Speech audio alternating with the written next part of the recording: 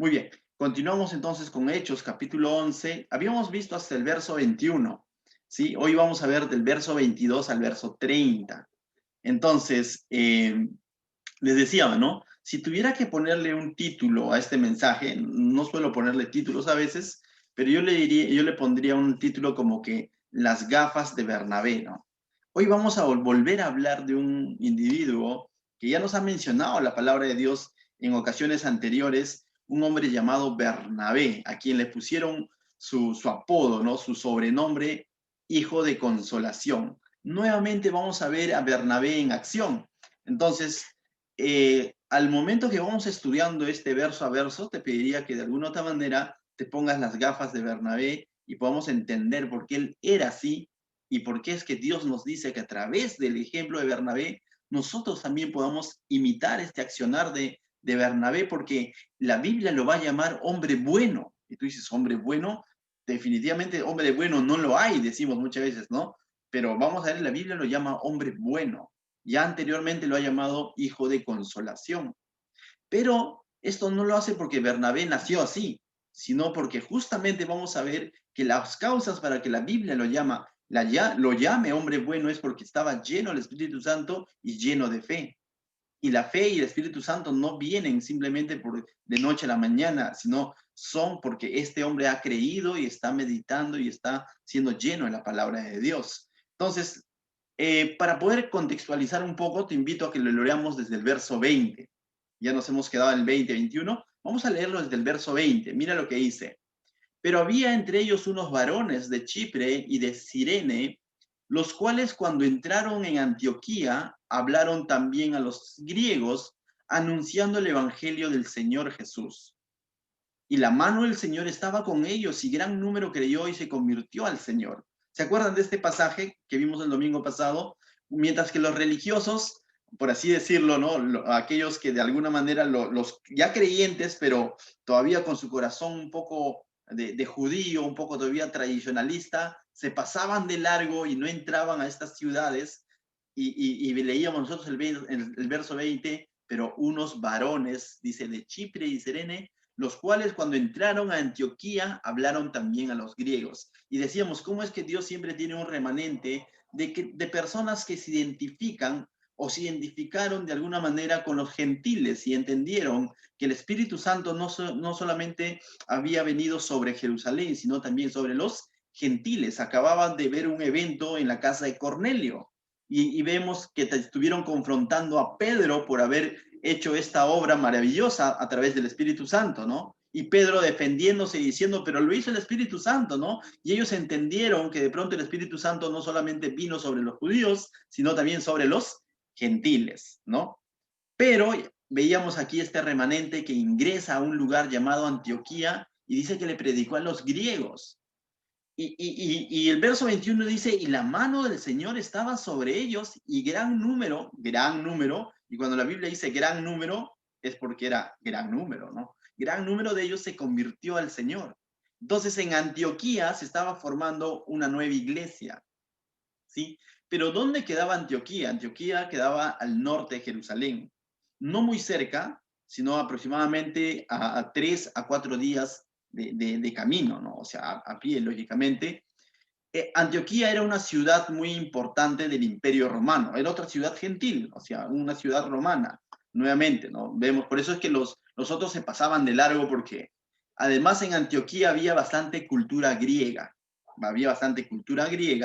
incluso en Antioquía, aparte de ser una ciudad importante, cosmópol, donde había mucho negocio, mucho monopolio, donde había mucho comerciantes, idéntico a Corintios más o menos. Corintios es igual, una ciudad de mucho comercio, ¿no?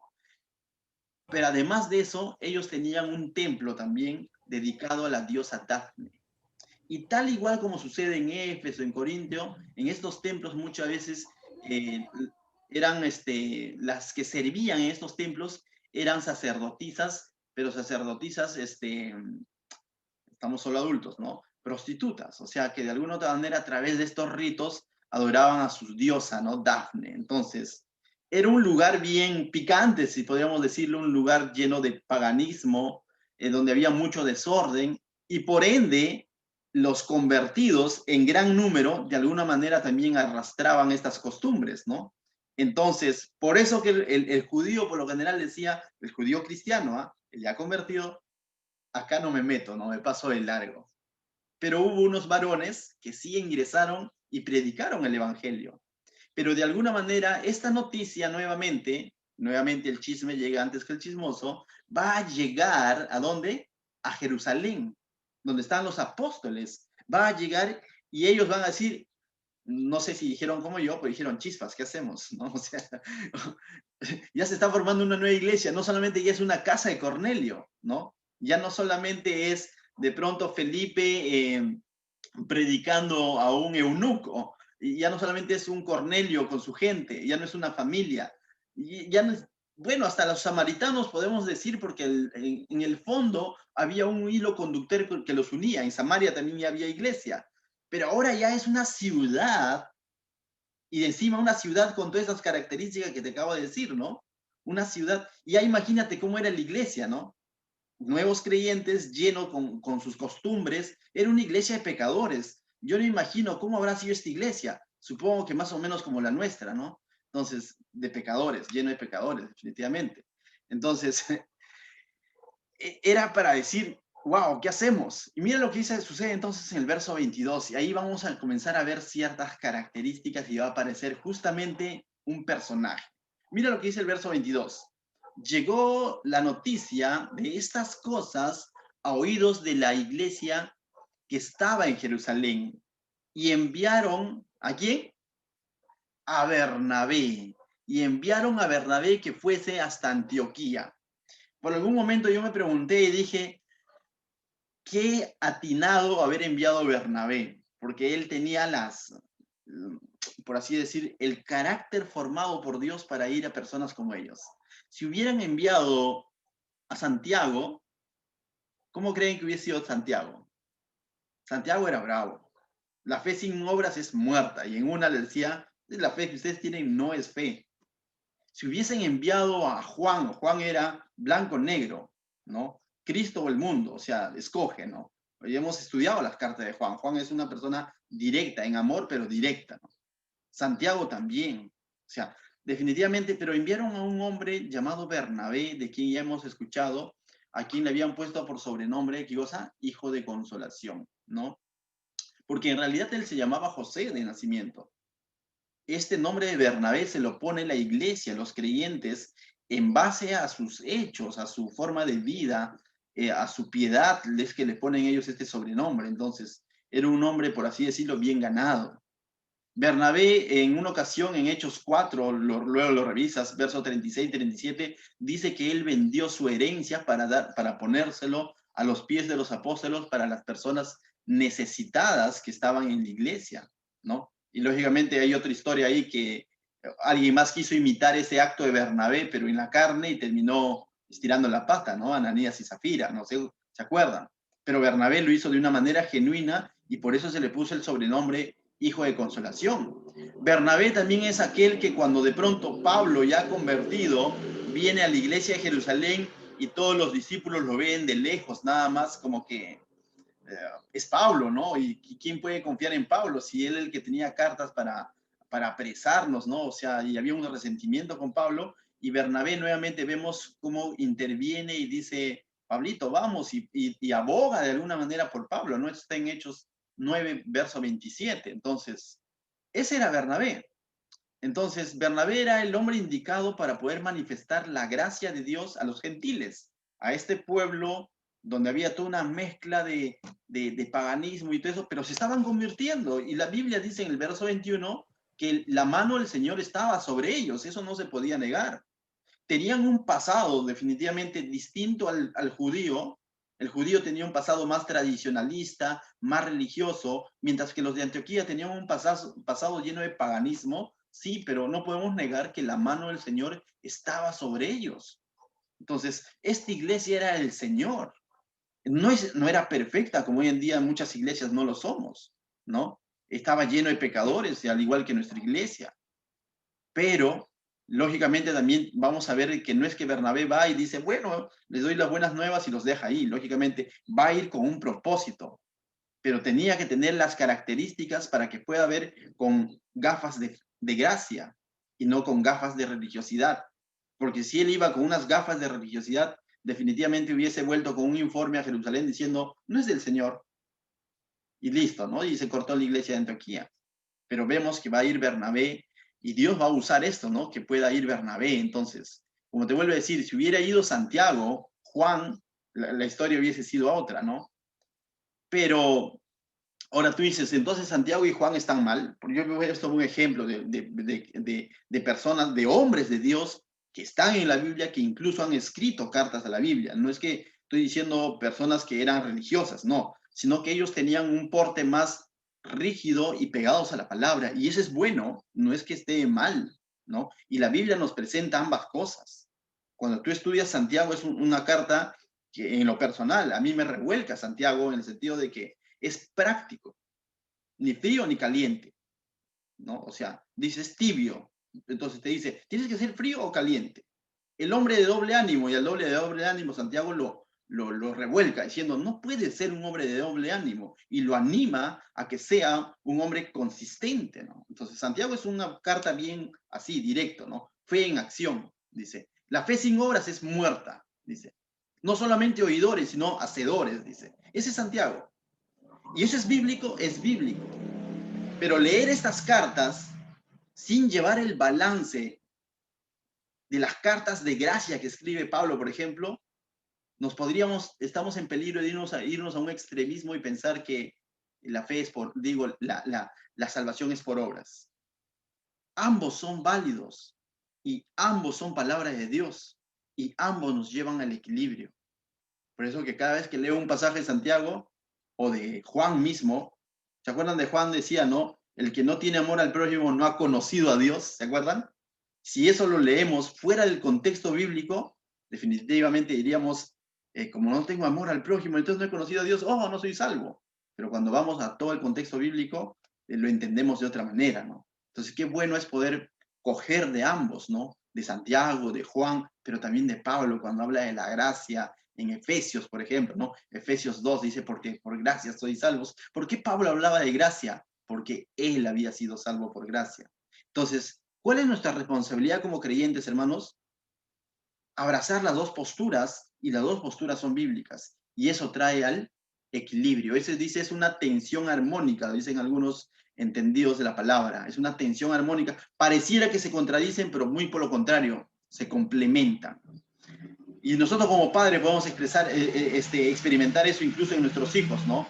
El amor, el aprecio, decirle, eres mi hijo, y hagas lo que hagas, no vas a dejar de ser mi hijo, pero eso, si solamente le digo eso, le puede dar pie a que diga, ah, haga lo que haga, no voy a dejar de ser su hijo, por lo tanto, hago lo que quiero.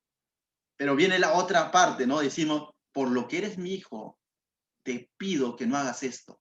Esto está mal. Entonces vemos un amor basado en la verdad. Entonces vemos que hay un equilibrio. Lo mismo es Dios con nosotros. Dios es un Dios de amor, es un Dios de santidad.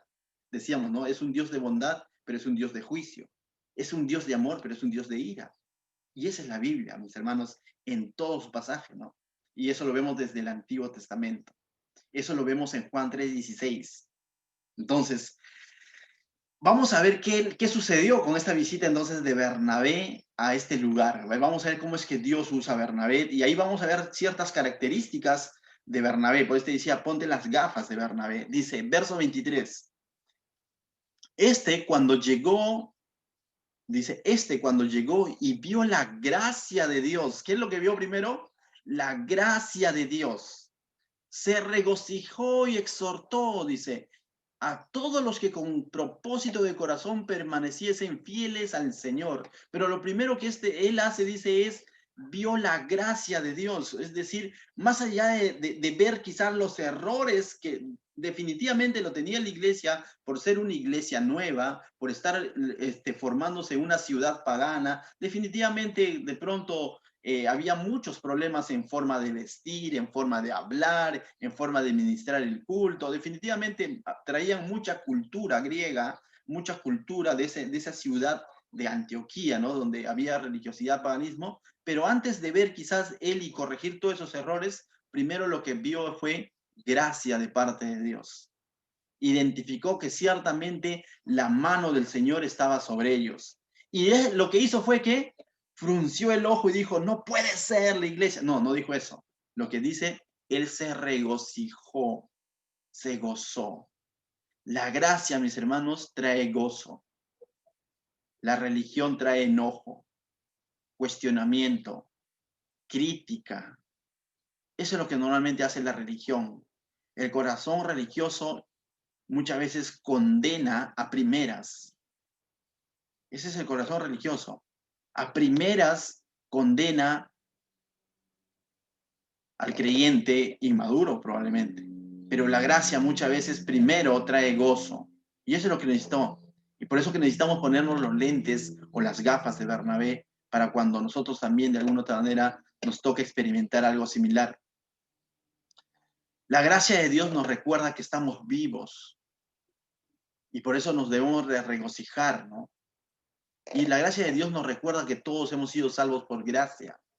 La religión nos hace pensar que merecemos algo o que el lugar donde estamos es porque lo merecemos, mientras que la gracia nos recuerda de dónde nos ha sacado Dios. Y eso claramente lo explica Pablo en Efesios 2, cuando dice, cuando estábamos lejos y sin Dios, cuando éramos extranjeros advenedizos, dice, Cristo vino y nos reconcilió con Dios. Entonces, eso es claro.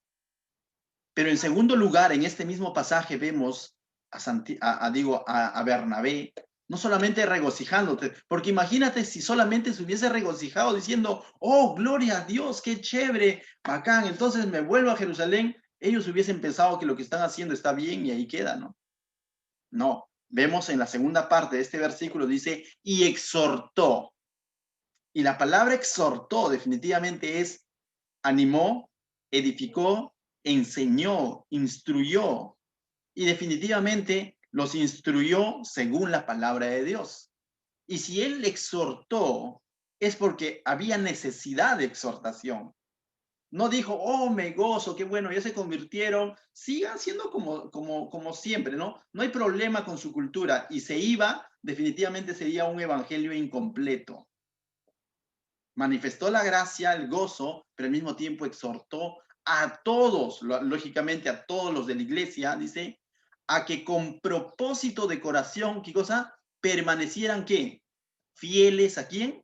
No a la iglesia de Jerusalén, no a su cultura, no a su forma de vivir de antes, sino dice que permanecieran fieles al Señor. La mejor manera de exhortar es siempre llevando al creyente o al que cayó o al que está en malos caminos a ver a Cristo y a decirle, Cristo hizo esto por ti. Cristo fue santo, santo, santo. Cristo dijo que le imitamos, que Él es el camino. Cristo dijo que dejemos nuestra propia cruz y lo sigamos y tomemos su cruz. Ese es Cristo. Cristo dijo que dejes, en el sentido de figurado, que dejes tu padre y tu madre y lo sigas. Cristo dijo que eso. Cristo dijo que mueras a tu yo y que ahora permitas que Él vive en tu vida. La mejor manera de exhortar a alguien es poniendo a Cristo enfrente a esa persona. Pero es necesario hacerlo muchas veces, es necesario hacerlo. Cristo es la cabeza de la iglesia, del cuerpo. Y si tú eres un miembro, la mejor manera de exhortar a alguien es decirle, tú eres miembro del cuerpo de Cristo y el cuerpo de Cristo tiene que ser santo. Aún no lo es, probablemente porque estamos en una naturaleza caída, pero nos llama a santidad. No hagas las cosas adrede. No tomes como pretexto la gracia para decir, hago con mi vida lo que quiero. Entonces vemos aquí el equilibrio en Bernabé, ¿no? Entonces vemos gozo, vemos una exhortación en amor. Entonces, ese es Bernabé, mis hermanos. Ese es Bernabé en acción, ¿no? Por eso te pido, en cada situación, ponte las gafas de Bernabé. Gracia, sí, pero también exhortación en amor. Amén. Verso 24, más de uno quizás nos está hablando de estos textos. Mira lo que dice el verso 24, dice, porque era varón. Y acá nos da más o menos una característica más de Bernabé. Dice, porque era varón bueno y lleno del Espíritu Santo y de fe. Y gran multitud fue agregada al Señor. Dice que Bernabé era un varón bueno. Para entender esta palabra varón bueno, o esta frase varón bueno, es necesario invertir toda esta frase de alguna manera. No puedes ser varón bueno si antes no estás lleno del Espíritu Santo y lleno de fe. De esa manera funciona. De esa manera Dios te ve varón bueno, cuando eres lleno de su Santo Espíritu y lleno de fe, lleno de confianza en el Señor. Entonces aquí vemos el carácter de Bernabé, estaba sustentado ¿en qué? En la llenura del Espíritu Santo y ser un hombre de fe. Pero la fe, si hablamos de la fe, dice que la fe viene por el oír y el oír la palabra de Dios. Definitivamente su fe no era una fe de decir, bueno, yo creo, ¿no? No, era una fe que realmente está hablando en la palabra de Dios. Si estamos llenos de la palabra de Dios, también vamos a estar llenos del Espíritu Santo y también vamos a estar llenos de fe. Entonces, y el resultado va a ser un hombre bueno, por así decirlo. Pero decir que porque yo era bueno, entonces vino el Espíritu Santo a mi vida, es invertir la doctrina, ¿no? Es más bien por la presencia del Espíritu Santo, la presencia de la palabra me da fe y eso me hace un hombre cada vez más bueno, más correcto, más a la imagen de Jesucristo. Y eso es lo que sucede. Entonces, llenura del Espíritu Santo es un reflejo de llenura de la palabra. Y quizás por cuestión de tiempo no lo vamos a ver, pero si deseas tú profundizar más en esto, puedes anotar Colosenses 3:16 y Efesios 5:18 en adelante. Tú lo puedes leer y vas a ver que los resultados de la llenura del Espíritu Santo son muy idénticos a los resultados de la llenura de la palabra de Dios. Entonces, cuando la Biblia nos habla de llenura del Espíritu Santo, está hablando de llenura de la palabra de Dios, que van a generar fe y confianza en Dios, y eso va a ser definitivamente lo que aquí dice, hombre bueno. Entonces, ¿en qué estaba basada el carácter de Bernabé? Era un hombre de carácter, no porque de pronto era enojón, sino era un hombre de carácter. ¿Por qué? Porque estaba su vida fundamentada en la palabra, en el Santo Espíritu de Dios, y eso hacía que él confíe en Dios en cada una de sus decisiones. Y es por eso que se le conoce como hombre bueno. Entonces, mi hermano, les animo, ¿no? a que podamos pasar tiempos con la palabra. Mira lo que dice el verso 25. Vamos a ver otro aspecto, otra característica de Bernabé, que es la entrega. Vamos a ver a un Bernabé entregado. ¿Por qué entregado? Mira lo que sucede. Después, ya, Bernabé pudo haber dicho, bueno, a mí me enviaron de Jerusalén a Antioquía para de pronto quizás, y es más, quizás la orden fue, anda, ve si es cierto o no es cierto, ¿no? Pero Bernabé, por el corazón de gracia que tiene, se gozó, los exhortó, y ahí pudiera haber dicho, cumplí mi misión, vuelvo a Jerusalén. Pero vio que no era suficiente, y mira lo que hace Bernabé. Después fue Bernabé, no dice a Jerusalén, sino ¿a dónde va? A Tarso, para buscar, esta palabra buscar, o sea, para indagar, buscar a un hombre llamado Saulo, a quien no lo veían aproximadamente 13 años. Han pasado hasta este punto, aproximadamente. Entonces, él se acuerda que hay un hombre que estuvo en Jerusalén un tiempo, a quien él se lo presentó a los apóstoles, a los discípulos del Señor, y le dijo, él es Saulo, también ha sido convertido, también ha conocido la palabra de Dios, él era perseguidor, sí, pero se ha convertido, Cristo se le ha aparecido, y sabía definitivamente que Saulo había sido llamado ¿para qué? Para predicar a los gentiles. ¿Y ante qué iglesia ahora está Bernabé? Ante una iglesia de gentiles. Entonces, la persona indicada para llevar a pastorear, por así decirlo, o a servir a esa iglesia de Antioquía, donde se necesitaba bastante gracia, pero también conocimiento de la palabra, era Pablo o Saulo definitivamente. Entonces, Bernabé, vemos cómo es que va y busca a quién, a Saulo.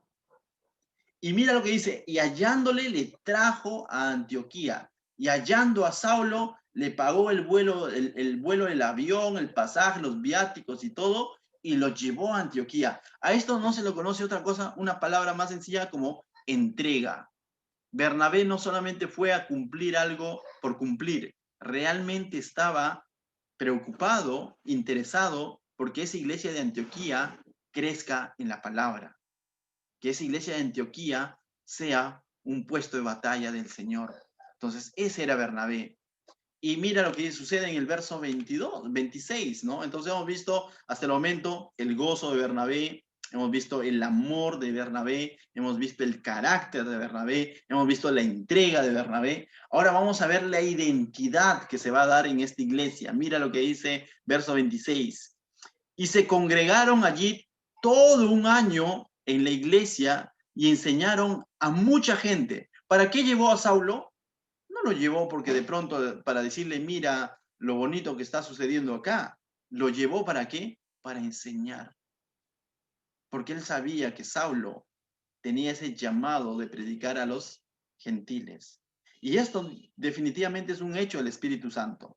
Definitivamente es el Santo Espíritu de Dios entretejiendo nuevamente y llevando a las personas indicadas al lugar indicado para que su iglesia pueda seguir creciendo. Y dice, y se congregaron allí todo un año con la iglesia, enseñaron a mucha gente y a los discípulos se les llamó cristianos por primera vez en Antioquía.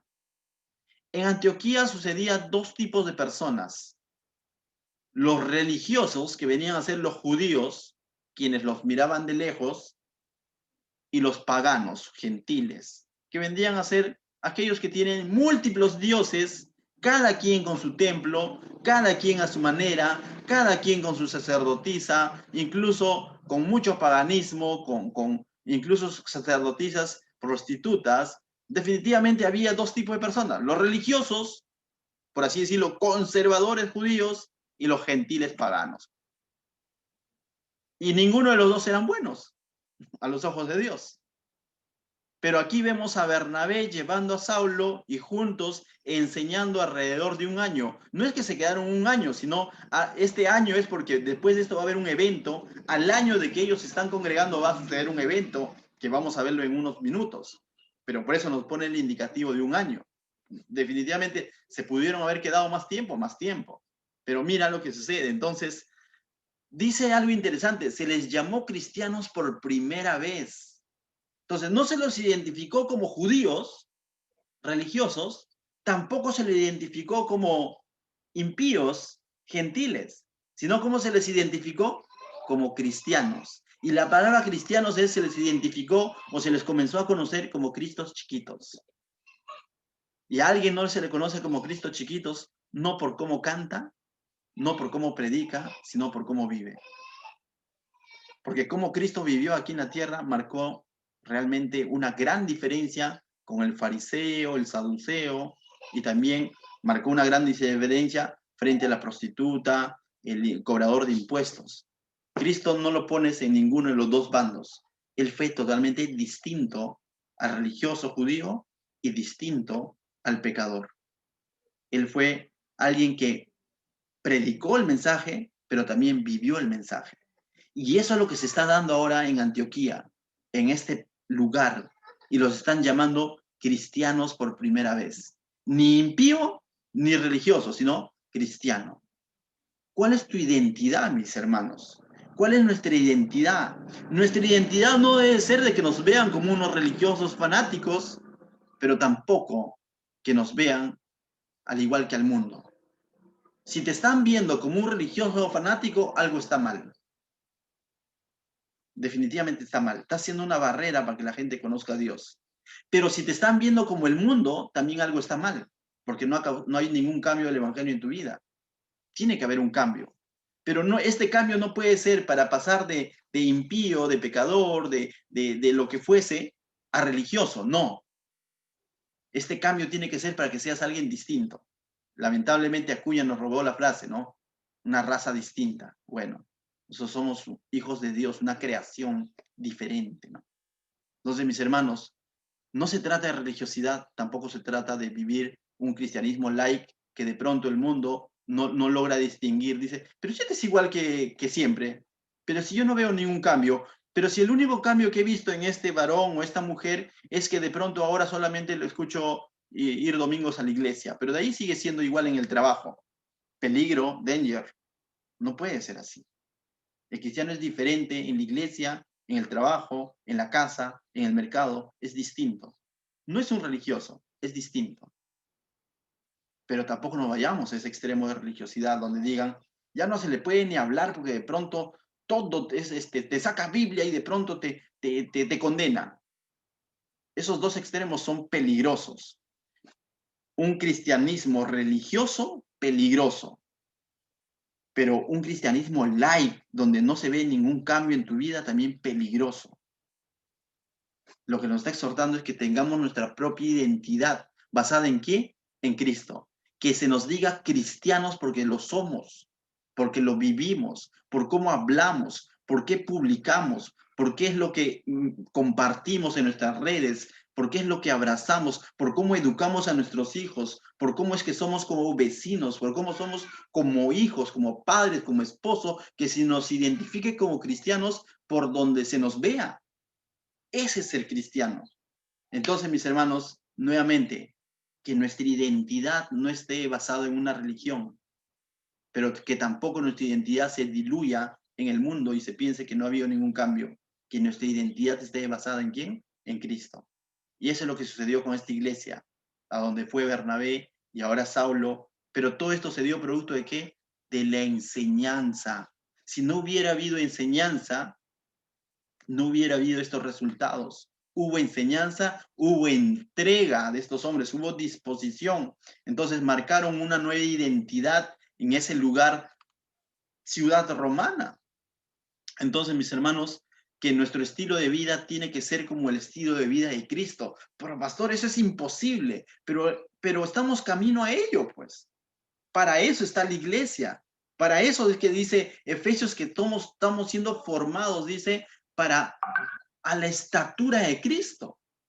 Recuerda, entonces, si es que nosotros no apuntamos a ser como Cristo porque nos parece imposible, entonces estamos llegando a un conformismo, porque entonces no mal usemos ese nombre de decir somos miembros del cuerpo de Cristo.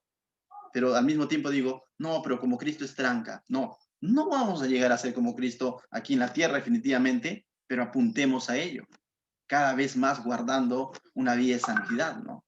Y si caemos, como dicen por ahí, levántate y continúa. Amén. Entonces, estos dos extremos del cual que vamos a hablar son peligrosos, pero que tu identidad esté basada entonces ¿en quién? En Cristo. Ni siquiera en la de un pastor, ni siquiera en la de un buen predicador, que tu identidad esté basada simplemente en Cristo. Amén. Y entonces, mira lo que sucede más adelante. Va a haber unos resultados prácticos después de haber visto el gozo, después de haber visto el amor genuino mediante la exhortación, después de haber visto el carácter de Bernabé, después de haber visto la identidad, la entrega. Mira lo que vamos a ver del verso 27 al 28, dice. En aquellos días, unos profetas descendieron de Jerusalén a Antioquía y levantándose uno de ellos, llamado Ágabo, daba a entender por el Espíritu que vendría una gran hambre en toda la tierra habitada, la cual sucedió en tiempo de Claudio. Hubo una hambruna aquellos años que lógicamente hay registros históricos romanos que avalan este versículo, ¿no? O sea, como registro histórico, que ciertamente hubo hambre en esa región. Y aquí la Biblia nos habla de un profeta llamado Ágabo. ¿De quién vamos a hablar? Vamos a pasarlo nada más porque vamos a hablar más adelante, vamos a volver a tocar a Ágabo, ¿no? Entonces ahí vamos a recordar este pasaje. Pero lo que está sucediendo es que hay una gran hambre, o están anunciando que va a haber una gran hambruna, va a haber necesidad, va a haber escasez. Esto es algo que realmente sucedió y ahí nos dan un detalle, ¿no? La cual sucedió en tiempo de Claudio, dice. Y ciertamente, cuando hacemos investigaciones históricas de ciertos historiadores, aquel entonces de Claudio hubo una gran hambruna en esta región. Míralo cómo reaccionó la iglesia ante esto. Verso 29 dice, entonces los discípulos, ¿de dónde? De Antioquía, ¿no es cierto? Estamos hablando de Antioquía. Cada uno conforme lo que tenía, determinaron enviar socorro a los hermanos que habían en Judea. Entonces, ¿qué es lo que hace la iglesia? Dice, wow, llegaron los profetas, o llegó el profeta y dice que de pronto va a haber hambruna. Guardemos pan para mayo y se llenaron y se encerraron. No, vemos aquí a la iglesia, a esta iglesia de gentiles, pensando en quién, en la iglesia de los judíos. ¿Cómo es eso? No había un resentimiento por los judíos, no había un resentimiento diciendo, ellos se pasaron de largo. Si tuviéramos que estar agradecidos, tenemos agradecidos con Bernabé y con Saulo, porque ellos sí vinieron. Nosotros no vemos un resentimiento, sino más bien por lo contrario, vemos una preocupación y dice ahí una determinación, porque ellos dice, verso 29, determinaron enviar socorro a los hermanos que habitaban, ¿dónde? En Judea. Y eso lo podemos resumir con una palabra, generosidad.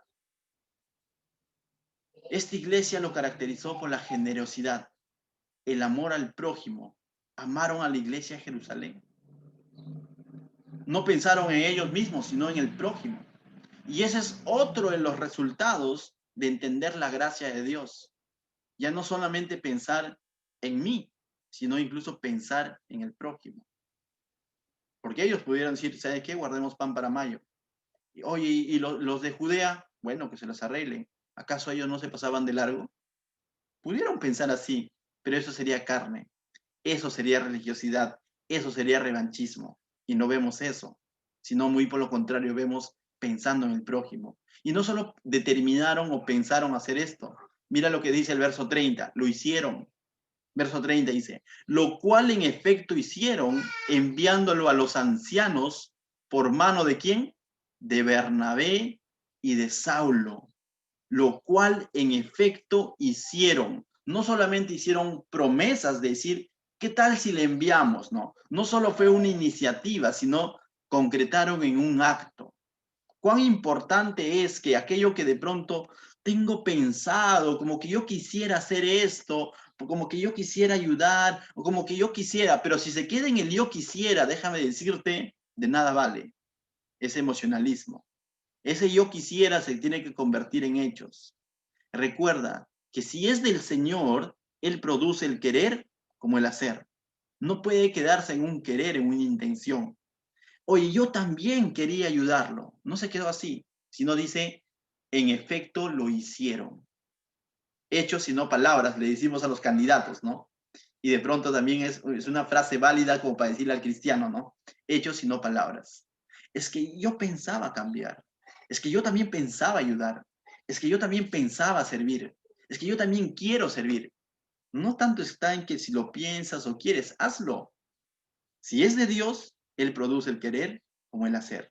Y aquí vemos en la iglesia esta generosidad en acción para con aquellos iglesia que estaba en otro lugar, hermanos en la fe que estaban en otro lugar, que definitivamente no era gentil, sino era Judea.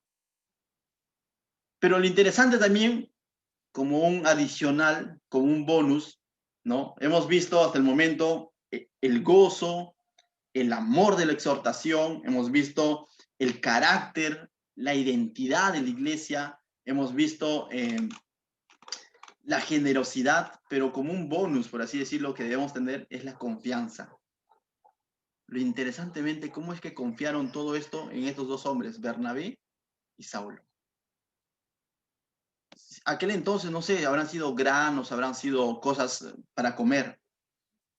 Cuán saludable es cuando se da un ambiente de espiritualidad como esto y de madurez, que podamos confiar.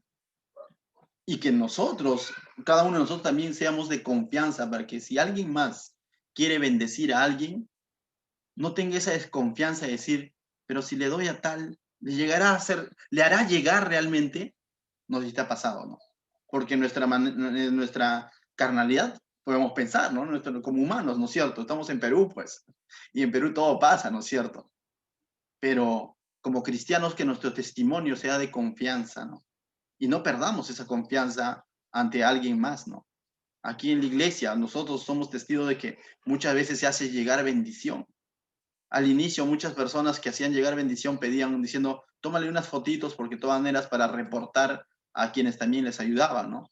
Y por transparencia muchas veces lo hacemos, pero a veces llegan a tal grado de confianza de decir, llévalo y repártelo como tú veas, y eso como que ya está hablando de una confianza, ¿no? De que la persona que va a hacer el reparto de esta bendición es de confianza uno deposita su confianza en que lo va a hacer de una manera más justa, sabia posible, ¿no?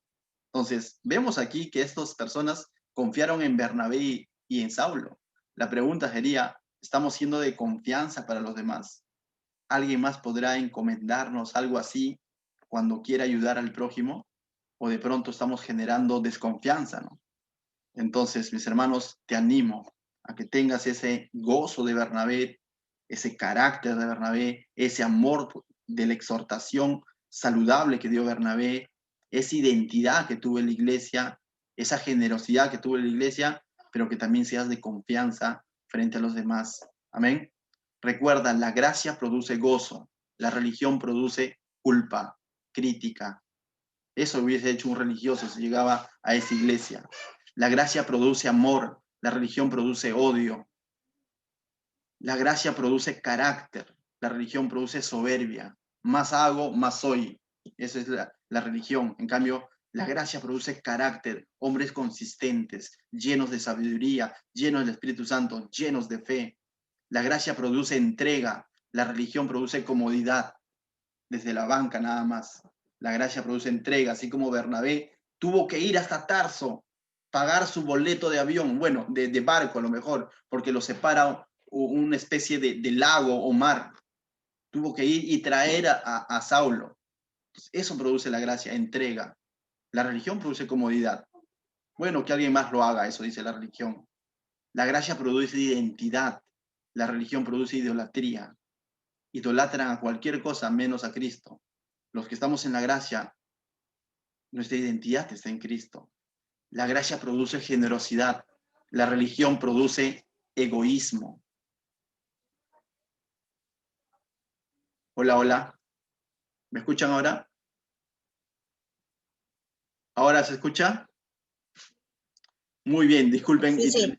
Ok. Terminamos con esto. La gracia produce confianza, mientras que la religión produce desconfianza. ¿Qué tal si oramos? Padre mío, te doy gracias, Señor, esta mañana por tu santa palabra, Señor.